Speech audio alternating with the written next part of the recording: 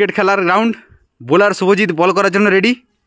এদিকে অফ সাইডে ফিল্ডার দীপ, ওইদিকে ব্যাটসম্যান শ্রেয়ান রেডি, পিছনে উইকেট কিপার আয়ুষ রেডি, আর লেগ সাইডে ফিল্ডিং করছে রকি।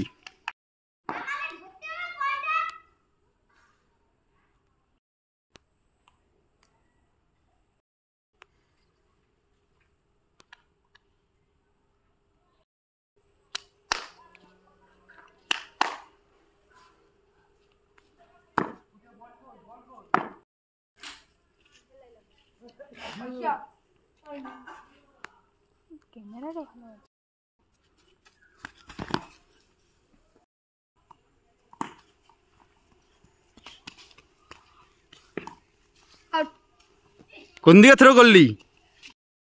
অফ সাইডে ফিল্ডিং করছে শুভজিৎ। দেখা যাক ব্যাটসম্যান এবারে কোন দিকে মারে। শুভজিতের দিকেই বল যাচ্ছে। এটা কি হলো? করছে Subhajit, bowler ready, batsman ready, start. হ্যাঁ, স্টার্ট করছে Ayush, batsman ready, bowler ready, start. Bat করতে গেছে Shreyan, batsman ready, bowler ready, start.